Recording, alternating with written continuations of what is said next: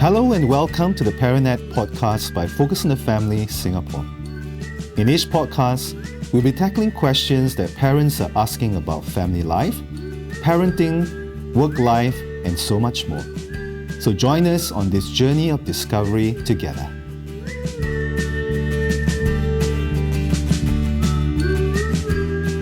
Hello, my name is Alicia and we're passionate about encouraging and equipping parents, educators in this area of sexuality.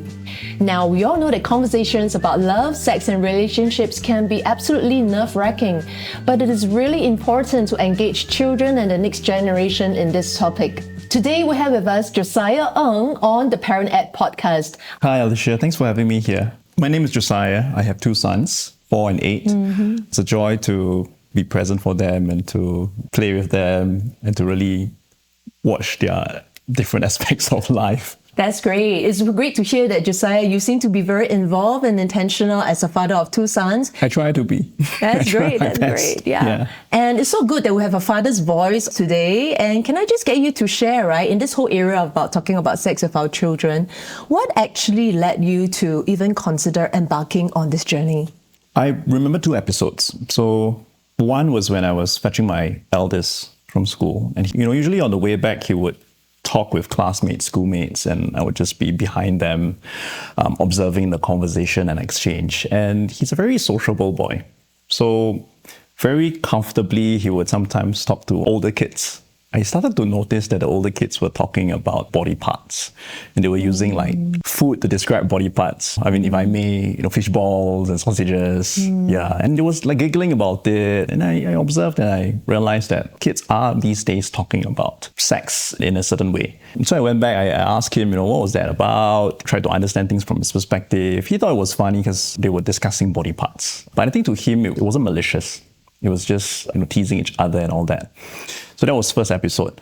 The second thing that kind of happened in the span of the next week or so was that my wife actually had cramps. And so she was reacting in pain, and my son, being the very caring son that he was, asked what happened.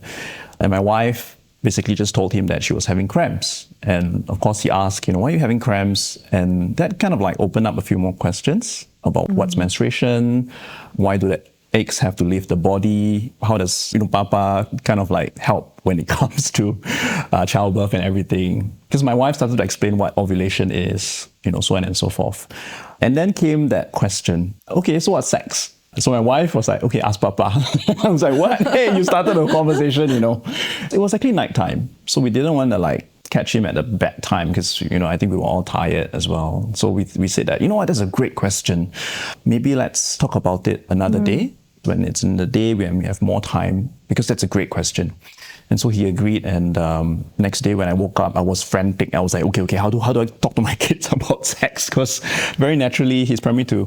He started to be a bit more conscious. He started to be a bit more curious about this whole topic. And I didn't want to make it awkward for him. Because to be honest, I felt awkward when he first asked. And there was a reason why my wife pointed at me. So that was kind of how it launched us into trying to find resources about how do you talk about sex to your kids, especially at that age. You know what, Josiah, that's really good to hear what you just said, because this is exactly the kind of things that parents find ourselves getting involved in and encountering such situations. And you've shared with us a very normal, everyday picture. And we're having a chat together as 2 everyday parents on this journey, learning how to equip ourselves to better approach this topic of our children. I'm glad you shared such an experience with us. Thank you. It's very encouraging to hear that also, because I think when my son was starting to talk about, body parts and all that, and then subsequently asking about sex, one of the things that my wife and I discussed was that, is it too early? When is the right time? It's primary 2, he doesn't even know his division well yet, or his multiplication, Is it really too early to talk about sex? So we kind of hesitated for a little bit. So it's nice to hear that we're not alone. So thank you so much. Definitely. Yeah. And I wonder what kind of resources have helped you and your wife on bring this topic to your son? I guess we Googled quite a little bit, but we didn't really find something that was succinct enough and captivating enough. And we were worried that it was going to be very top-down. Because I think for us, in how we manage our children, we didn't want to, for lack of a better word, preach to them. Here's what you should do, here's what you shouldn't do. And then we didn't want the overly scientific approach as well. because I think that might just make his interest wane a little bit when he's more interested in having fun sometimes, And sex is such a beautiful thing, it's not supposed to be boring. And so we don't want to have that conversation in a very boring manner as well, which is why I'm very grateful. And I guess this is why I'm here as well, that Uncle and the Family actually had this set of resources. You guys had 5 videos, which was age appropriate. It spoke directly to the kids. And at the same time, there was also resources and discussion points for the parents to engage with the children. And I think conversations really happened subsequently with my son. And it wasn't just like a one sitting kind of thing after each video. And I think it was short enough as well, the videos. And so my son watched it and it spurred a lot of curiosity in him, but it was appropriate enough for him to understand it on a certain level. And then when he's ready to ask me even more questions. But I guess for some parents also, you want to try to solve the problem immediately. And you want to solve it in a way where you cover everything comprehensively. But I'm also learning from the resources that you don't have to cover everything at once, because that's going to be very scary, both for the child as well as for the parent. I so agree with that. Yeah, the approach is really critical, because if we see it as a one-time conversation, the stakes are going to be really high. And guess what? Yeah. The parents, we will feel so nervous and anxious, right? Yes, yeah, but it's exactly. meant to be an ongoing conversation. Exactly. I'm so glad to hear that the Talk About Sex videos has really helped you and your wife to leapfrog the conversation. So if your son on that, could you share with us some of the convictions that, you took away with as you engage on the videos with your son? One thing I learned is that there's this thing called the rule of first mentioned. And what it essentially means is that the person that first mentions a certain topic or a discussion point will actually set the tone of what the subject matter is about. So in the case of talking about sex, if I was the first person to mention to him about sex and to talk to him about what it's all about, it helps him to understand and frame his mindset around what sex is supposed to be like. And when we talk about sex, what do we usually talk about? And so, to a certain extent, I think when he started to, explore body parts and, describing body parts with food and all that, that was already starting to form his mindset about sex already. Exactly. So I'm glad that I managed to come in at a certain point and engage him in that conversation, and then use the resources to actually mention to him what exactly sex was all about. And that's not too late at all, because your son is 8. Yes. Right? Yeah, it's still at a good age. Yes. And coming in immediately after recognizing the kind of conversations he was having with his peers and friends at the bus stop, and then engaging him intentionally and, establishing yourself as parents, you can trust me, you can trust mom and dad, and we are the best source of information and we are a trusted source. It's really good. The second thing I think that I was convicted by is that actually, as parents, it's a lot about trying to instill values into your children. And I think talking to your kids about sex is something that helps you to instill those values. In our family, what is sex all about? And when we talk about sex, how do we approach sex and how do we view sex? Is it something that's just blatantly, let's just laugh about it, tease each other for their body parts? How do you actually treat the other person, especially of the opposite gender? How do you respect your own body, in fact? I think these are conversations that I realized I was talking about more so than the act of intercourse. Yeah, he was more interested about that actually. How do I actually behave? What's appropriate? What's not appropriate? Good touch, bad touch, stuff like that. So I think that was really helpful for me. And this is such a beautiful moment, because in the process of talking with our children about sex, we're actually having an opportunity to shape their minds. Yes, exactly. To nurture their worldviews and to shape their minds, and that's so precious. It is. And I think sex is not something that we talk about every day, right? And I think to be able to prepare and to verbalize it out loud with your child, it helps you also process in your family, especially as a father, what is it that we value? What is it that we want to make sure we guard ourselves in a world where a lot of things are hypersexualized? And so I think that helps as well, because it's easy for me as a parent to sweep it under the carpet, because I always think it's something that's very hard to talk about and hope that someone else will talk to my kids about sex. But it will then be a shame if I don't do it, because I'm his father. Yeah, and it's so important for me to guide him along in this area. doing so well, Josiah. Thank you so much. Thank you. Thank you, Josiah, for giving us a snippet of how an everyday life conversation can look like even on this seemingly challenging topic about sex. And I was just wondering, because you mentioned about conversations and the very first time you discovered that your son was starting to take an interest and curiosity in the area of sex was at the bus stop, right? So that's an example of how the everyday life where conversations can happen, and how do you build on that connection? Because that connection is really important, right? Imagine, beyond that one-time occasion at the bus stop in the future, you'll be holding his hand as you bring him home after a visit at the playground or bring him after school. And those connections will only help you to give rise to more opportunities for conversations. How does that look like for your family? Exactly what you mentioned. Connection is so important. And the reason why is because I think in the future when my son has questions, or even if he gets into trouble, I always want him to come to me. And that can only happen if I've established a certain connection with him. And so even when he was laughing about fish balls and sausages, it wasn't so much of a, hey, don't say that, or you cannot, and then just dismiss it. I think it was a lot of trying to connect with him, finding out from him why he found it funny, why he wanted to take part in that conversation, and then giving him that space to talk to me about it. And that's where the connection happens.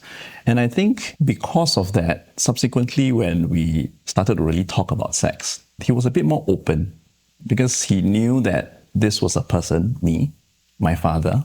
He wouldn't dismiss me, or he wouldn't laugh at me, or he wouldn't be angry when I ask him about difficult topics, when I ask him about things which I feel in my heart, a bit awkward about. And so I think that really helped me in that sense. And so when we launched into the whole Let's Talk About Sex series, when I used the whole materials, actually it wasn't just a one-off conversation that happened through the whole series. After every video, I remember subsequently in the week, he would start to ask me about something that his friends mentioned. That's so good. Yeah. It's a springboard. It's a springboard. And I saw it as an encouragement that, now he knew that there was an avenue, a safe space, that he could explore these topics. He would even ask me, hey, I heard this joke from my friend. Can I tell you? I find it funny. And then he would tell me. And then I would tell him, actually, I don't find it funny, but I can understand why you find it funny, but I don't find it funny because da, da, da, da.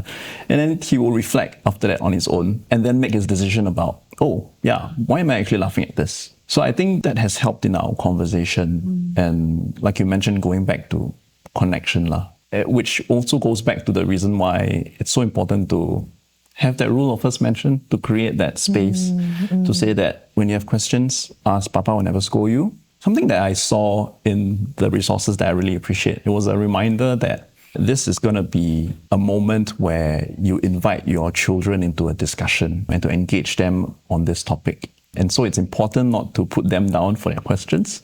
It's important not to laugh at some of the things that they say. I confess sometimes when my kids ask me about sex or certain things, I start to laugh, not because I'm teasing them, but because I find it very, it's such an innocent question. But I realize that affected my son here and there. So I have to remind myself, let's just have a conversation. Yeah. What about your wife? How do you see your wife partnering you in engaging your son on the topic of sexuality? I think in our discussion, we agreed that I was going to be the one to take lead in starting the conversation first. But when we leave that conversation, there's always that sense of, okay, if you have any questions about the woman's body, you can always ask mommy. When you have questions about how women view relationships and sex, you can always ask mommy. I do the sessions with him in the afternoon. And then my wife comes back home from work, and after dinner and when they're all prepped, and usually they have their mother-son time, that's where my wife will intentionally engage with my son. Oh, I heard that you did this with, Papa today, how was it? And then I will take my leave. Because I also realized that for my family and my son, maybe it's a personality thing as well. The ratio is important. Because when it's 2 against 1, suddenly I think my son will feel a bit like, okay, am I in trouble? How come got 2 parents need to talk to me about this topic right now? Yeah, because that's what usually happens when he gets in trouble. Mama, Papa here, we need to talk to you about something. But you're not getting punished for asking about sex. So for us, let's just separate it and then regroup again after. And then I talk to my wife after that. Oh, how was it? How did it go? Yeah, and I realized the debrief doesn't have to be so serious also. It's just, we just mentioned this. The series is great, but it's also not a be-all and end-all and then hands-off. It's, like you mentioned, a springboard to further conversations. And I think it really has helped us set the tone about how we can talk about these sometimes seemingly uncomfortable topics when it comes to sex. It's so good that in your family, it's quite clear that you and your wife have worked out something that works for our family to help your child grow in this area. Yeah. And it's wonderful to see your wife coming in, to lend a mother's voice to the conversation, because it's really important for the child to hear from both perspectives, both father and mother, because it is a complementary and unique design of both parents to speak into the child's life, especially in the area of sexuality. Yes, and if I may add, actually, it's okay that I don't know everything. And there were a few questions where he asked me and I was like, you know what, I don't know. But I think your mother knows. What do you ask her later? I totally agree with that. I think parents need to be able to come to the point where they are willing to say, you know what, actually that's a really good question and I've not heard that before, but we can find out. Give me some time to find out, figure it out, and then we'll come back and have a conversation about it. Yeah. I think it takes away the pressure as well. There was also an advice I would give parents who are intending to speak to their children about sex soon, is to not feel like you need to know everything. In fact, not just about sex, it's about everything in life, right? There are a lot of things about issues where it's about connecting with your children, partnering them to find out the answers together. Absolutely. Thank you so much, Josiah, for our time together with us today. Thank you. Thank you for having me.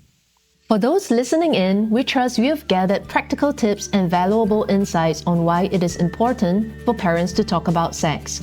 We want to encourage you to visit our Talk About Sex micro-learning website at family.org.sg/TAS videos. As always, we hope you found today's conversation helpful. Please share this episode with a friend or parent who might also benefit from it. Until then, stay tuned for our next episode.